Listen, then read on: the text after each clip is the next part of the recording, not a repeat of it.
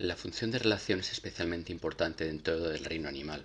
Al englobar sobre todo organismos móviles, la capacidad de captar estímulos del medio, de reconocer los cambios que se producen y de organizar respuestas adecuadas, ha hecho que en ello se desarrolle un sistema nervioso lo bastante complejo y robusto como para poder organizar toda esa información. No obstante, según las características de anatomía, de funcionamiento de los diferentes animales, vamos a encontrar distintos modelos del sistema nervioso, desde los más sencillos, que son propios de organismos también con morfología y estructura sencilla, hasta los más complejos como el de vertebrados, particularmente del ser humano. En organismos muy sencillos, particularmente en organismos sésiles que no se mueven o que tienen una movilidad reducida, el sistema nervioso suele estar también muy reducido. Organismos como las esponjas en general carecen de un sistema nervioso organizado. Pueden tener alguna célula que responda ante estímulos, pero no se coordina con otras. En organismos como los nidarios aparece una red difusa con neuronas que dan lugar a respuestas más o menos automáticas de una contracción global del animal, pero no están orientadas. Algo semejante ocurre con los equinodermos, donde aparece un anillo nervioso y brazos que contienen un cordón nervioso también, que tampoco tienen una estructura muy organizada. Lo normal es que en aquellos organismos que desarrollan una simetría bilateral aparezca un sistema un poco diferente, porque aquellos organismos con un aspecto parecido a un gusano suelen ser organismos móviles que avanzan siempre en el mismo sentido. En ese sentido, siempre va a desarrollarse un proceso de cefalización. La zona de avance del animal, la zona de la cabeza, coincide con la zona de llegada de estímulos. Allí suele organizarse también un sistema de captura de alimento, una boca. Bueno, pues en torno a la boca y en torno a la zona de llegada de los estímulos se van a desarrollar todos los órganos de los sentidos. Y en la misma medida, en esa zona de llegada de estímulos se van a concentrar estructuras nerviosas. Esa es la razón de que primeramente pasemos de una red difusa, como ocurre en nidarios, a un sistema de cordón nervioso que recorre todo el cuerpo del animal, pero incluso ya en ese sistema rudimentario, como el que aparece en platelmintos, es común que haya una concentración neuronal en la zona de la cabeza. Eso es un sistema ganglionar, que a veces puede llamarse directamente cerebral. La zona de la cabeza incluye la mayor masa de tejido nervioso. Este proceso de cefalización llega a su culminación en los vertebrados. Sea como sea, cualquier sistema nervioso va a tener que basarse en una estructura fina que es la del tejido nervioso, constituido por neuronas, unas células con una estructura especial, con un cuerpo o soma neuronal del que parten unas ramificaciones encargadas de recibir la información, un cordón que transmite esa información, el axón, y un extremo de ese cordón con prolongaciones más o menos ramificadas por donde va a salir la información. En muchos casos va a haber células que acompañen a ese cordón para facilitar la transmisión del impulso nervioso. ¿Pero en qué consiste realmente ese impulso nervioso? Bueno, pues lo primero, en cuanto a las células que nos aparecen dentro del sistema nervioso, habrá que diferenciar células del sistema nervioso central, células del sistema nervioso periférico. Siempre vamos a tener neuronas, pero va a haber unas células acompañantes, que son las células de la glía. Aquí hay algunos ejemplos de estas células, por ejemplo las que tapiezan el interior del hueco que aparece en la médula espinal, células ependimarias, oligodendrocitos, que son células que forman un recubrimiento graso para las células de los núcleos del sistema nervioso central. Esa especie de cobertura es una vaina de mielina que incrementa la velocidad de transmisión del impulso nervioso. Unos astrocitos que alimentan a las células, una microglía que son células más o menos defensivas. En el sistema nervioso periférico, los cordones que salen en la periferia del animal, pues tenemos células de Schwann que son equivalentes a los oligodendrocitos, o células satélite que lo que hacen es acompañar a células ganglionares. Bueno, pero para que se transmita un impulso nervioso tiene que haber algún tipo de señal. Las neuronas, como descubrió Ramón y Cajal a principios del siglo XX, se encargan de transmitir los impulsos nerviosos, pero no están en contacto físico normalmente entre sí. El hueco entre neuronas es lo que se llama sinapsis. A través de esa sinapsis, lo que se transfiere van a ser señales, que son señales en general químicas. Vamos a tener una célula presináptica, una neurona, que transmite un impulso en forma del llamado potencial de acción. Ahora explicaremos en qué consiste. A través de la terminal del axón, por unas vesículas que contienen determinadas sustancias, pasa la señal por el hueco entre las neuronas, la sinapsis, llega a las dendritas de la siguiente neurona postsináptica y ésta repetirá el ciclo. En realidad existen dos tipos de sinapsis. Una sinapsis con un hueco entre las dos neuronas, la pre y la postsináptica, en la cual se van a utilizar unas sustancias llamadas neurotransmisores como mecanismo para transferir la información. Sin embargo, hay otras en las que las membranas de las dos neuronas están prácticamente juntas, con lo cual hace necesaria la existencia de neurotransmisores. No obstante, la señal neuronal se transmite por cambios en la carga eléctrica, cambios iónicos, y ese cambio iónico se transmite de una neurona a la siguiente. La unión química es la más extendida, desde luego en vertebrados es la principal. La razón fundamental es que en este caso es más fácil hacer una modulación, una regulación de la transmisión. La eléctrica es mucho más rápida, pero es bastante menos precisa y por eso tiende a utilizarse menos en general. En una sinapsis al uso, lo que sucede es que la neurona que recibe una señal va a sufrir cambios en su polaridad. Con respecto a varios iones, en particular sodio y potasio, la neurona tiene una gran concentración de potasio interno y muy poquito sodio en su interior, con lo cual se puede cambiar la carga global abriendo canales que permitan el flujo a favor de gradiente del potasio y del sodio. Eso daría lugar a una despolarización y la posterior repolarización, cambio en la carga y recuperación de la carga original. En general, en la sinapsis química, lo que sucede es que ese cambio en las cargas eléctricas da lugar a que unas vesículas cargadas de sustancias químicas llamadas neurotransmisores se liberen justo en el espacio entre neuronas. Hay unos receptores postsinápticos para esas señales que van a provocar la despolarización de la siguiente neurona. Y de este modo, el impulso nervioso va transfiriéndose de cada neurona a la siguiente. No es un proceso demasiado rápido, por eso nuestros sentidos y nuestras reacciones no son inmediatas. En una neurona en reposo, el interior de la célula está lleno de potasio, comparado con el exterior cargado de sodio. Cuando a la neurona le llega la señal, abre canales que permiten la entrada masiva de sodio, la salida de potasio, y eso provoca el flujo de la señal por medio de neurotransmisores. Una vez que ha pasado el impulso, tiene que recurrirse a la repolarización, es decir, se reactivan las bombas de sodio-potasio para recuperar la concentración inicial y la neurona puede volver a quedar en reposo.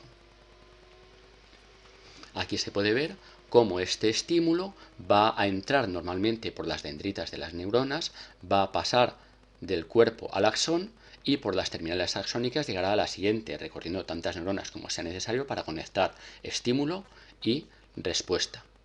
La despolarización va pasando de un lugar a otro. Eso sí, aquellas neuronas que incluyen en su axón una vaina de mielina, es decir, un recubrimiento graso que las aísla, van a presentar una transmisión mucho más rápida, porque aquí el impulso se dice que es saltatorio. Solamente hay despolarización activa en los huecos entre la vaina, los llamados nódulos de Ranvier. Aquellas neuronas que carecen de vaina de mielina, esto sucede por ejemplo en muchos invertebrados, pues el mecanismo que tienen para incrementar la velocidad de transmisión del impulso es engrosar el axón. Por ejemplo, cuando se empezaron a estudiar neuronas se utilizaban mucho las neuronas gigantes de cefalópodos, en particular de calamares, porque son neuronas de gran calibre en las cuales es fácil hacer experimentos introduciendo simplemente electrodos. Bueno, a la derecha se ve una gráfica donde se representa el potencial de acción, potencial de membrana o potencial en espiga. La neurona normalmente tiene una leve carga negativa. Cuando sufre despolarización se va a producir un pico de carga y después hay que recuperar. Eso da lugar a un periodo que se llama refractario en el cual la neurona no puede responder a estímulos porque está recuperando la carga original de su membrana.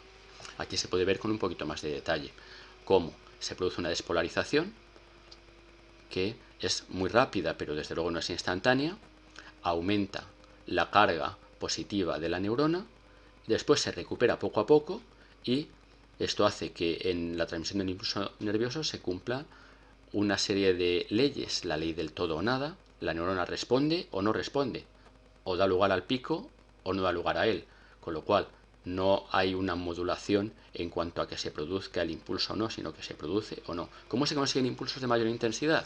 Pues con más picos, con una respuesta reincidente.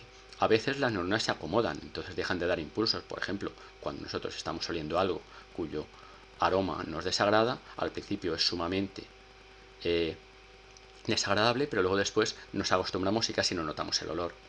El cambio en la carga se transmite en todas las direcciones, pero en la práctica lo importante es que también es conducido hacia el axón y eso provoca la liberación de neurotransmisores. Y bueno, como ya hemos comentado, existe un periodo refractario, un tiempo durante el cual la neurona es incapaz de dar respuesta porque no ha recuperado su carga original. Dicho esto, a nivel funcional, pues lo que nos interesa en este bloque es ver cómo ha evolucionado el sistema nervioso en los diferentes grupos de animales. Entonces vamos a encontrar distintas modalidades, desde la casi ausencia del sistema nervioso de poríferos hasta redes nerviosas poco organizadas como en nidarios o en equinodermos, y luego a partir de ahí en todos aquellos organismos bilaterales que tienen cabeza y que tienen cola, pues vamos a presenciar el fenómeno de la cefalización, acumulación de tejido nervioso en la zona de avance del animal, donde se originará la boca, donde se acumularán órganos de los sentidos, olfato, gusto, vista, oído, también tacto, casi todos están ahí, y una acumulación neuronal para procesar la información adecuadamente. Y esto nos lleva desde el sistema de cordones de muchos gusanos, ya sea el sistema en escalera, cordones dobles de los platelmintos, gusanos planos, el sistema con ganglios en los segmentos de muchos gusanos segmentados como los anélidos y también de muchos artrópodos, o un sistema ya con algo más parecido a cerebro, como puede darse en insectos o en cefalópodos, animales más complejos, y por supuesto el caso de vertebrados, que es en el que nos vamos a centrar fundamentalmente. Bueno, aquí se puede ver la evolución, desde neuronas aisladas en poríferos, redes difusas de neuronas que cuando una se activan todas a la par, pues por ejemplo una medusa abre o cierra su sombrerillo y con ello su boca cuando cualquier zona de su cuerpo es activada. Luego ya tenemos un sistema con nervios alargados, cordones que recorren todo el cuerpo del animal, en los cuales se pueden acumular ganglios, zonas de control que a veces van acompañando a diferentes órganos o van asociadas a la metamería, a la división del cuerpo del animal en segmentos.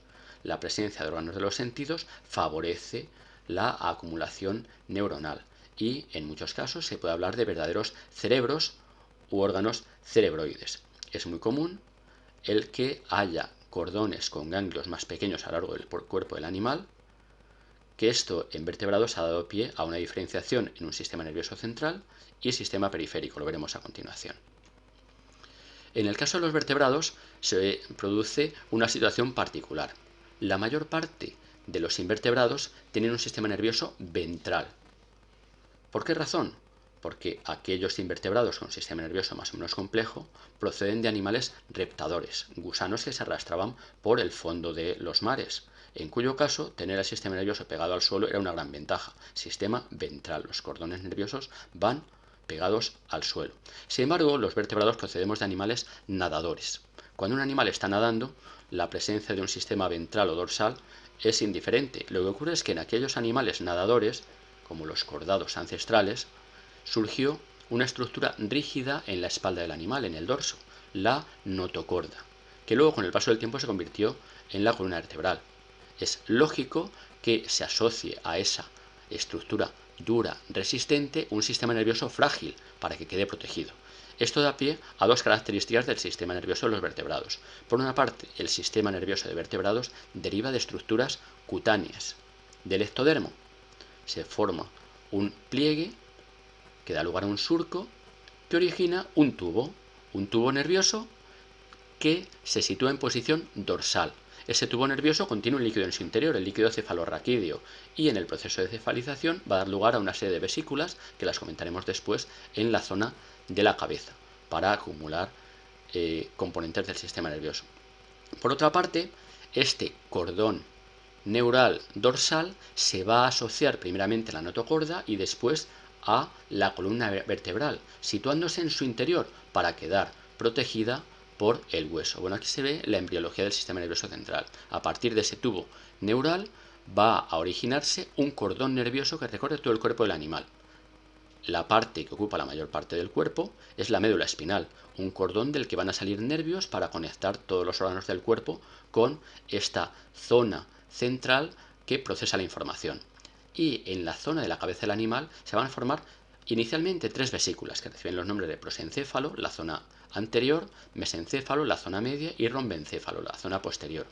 Más adelante, estas vesículas se diferencian en otras 5 vesículas secundarias. El mesencéfalo, que es una de las partes más primitivas, queda como tal, y de hecho incluso va perdiendo funciones. El mesencéfalo de vertebrados inferiores es más complejo y más importante en general que el de vertebrados superiores como nosotros, en cuyo caso ya ha quedado como una especie de vía de paso de determinadas ramas neuronales.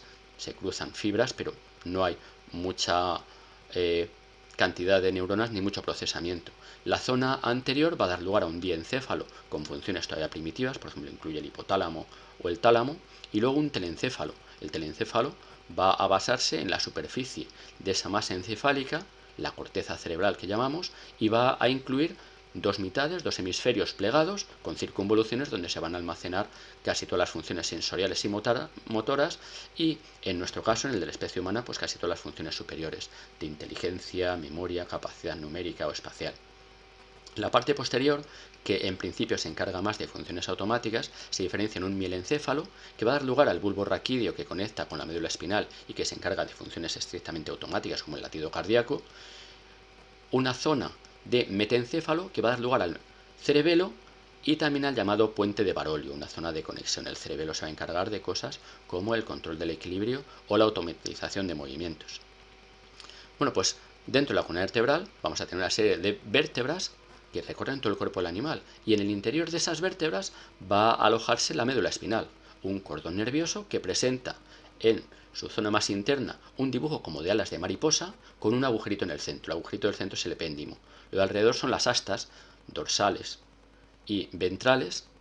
Las de la parte de detrás van a ser las astas sensitivas, la parte anterior va a incluir los haces motores. Eso significa que las respuestas de movimiento van a partir de la parte delantera de la médula espinal, las sensaciones procedentes de los sentidos van a venir de la parte previa, pero a lo largo de toda la médula van a ir saliendo cordones.